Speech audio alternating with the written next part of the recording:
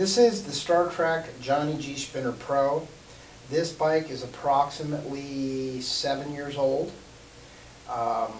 This bike came from the dissolution of Schwinn Cycling and Fitness. And what happened was Schwinn Cycling and Fitness bought GT Bicycles after the owner of GT Bicycles was killed on his Harley at Big Bear after a mountain bike race.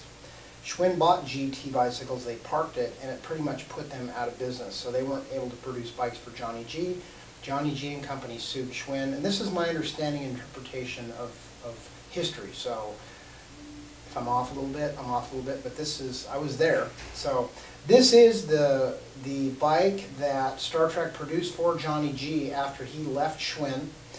There are a lot of similarities with this bike to the Schwinn Johhny G Spinner Pro in that it's chain driven, it has a perimeter weighted flywheel, although they rounded the apex of the flywheel so that sweat wouldn't settle as much. Same handlebar design with the pre-position, hand position 2, hand position 3, the 4.5 seat slider. What's different about the Trac from the Schwinn, and this goes as a common thread from this point on this session, Trac uses a single top load pad that loads from the top. It's completely maintenance free, where Schwinn uses a caliper with dual felt pads that need to be removed, brushed, and sprayed a couple of times a year in a home setting, 3 or 4 times a year in a commercial facility. How that pad difference reflects on rider experience is that with the Trac single top load pad, the window of resistance from easiest to hardest is a little bit shorter, which means you make smaller turns. On the Schwinns, with the caliper and the dual felt pads, you have a wider range of resistance, which means you can add a little bit, add a little bit, add a little bit for a longer period of time. So you get more incremental resistance application. The Trac Johhny G Spinner Pro also has an injection molded plastic chain guard which cuts down on corrosion in that area. And the frame design is a little bit different, but for the most part the geometry from the original Schwinn Johhny G spinners and the Trac black first generation spinners is roughly the same. A couple of quick notes about the Trac Johhny G Spinner Pro. If you're looking to buy one of these bikes, be sure and test ride the bike. The first couple of generations of the black Trac Johhny G Spinner series bikes, the metal in the sprockets of the flywheel and the chain wheel were a little bit soft. So if the bike was assembled, tuned, adjusted, or serviced by someone with a heavy hand, it would have compromised the drivetrain.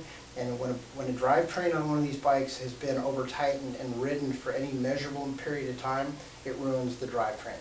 You can still ride the bike, but the conflict is so severe, it feels like you're riding on gravel. Another indicator of a gravelly feeling are blown out flywheel bearings. So if you're looking at a Trac Johhny G Spinner Pro, which is black flywheel, black sticker, ride the bike, pay attention. When I get these bikes, same type of criteria as the Schwinns.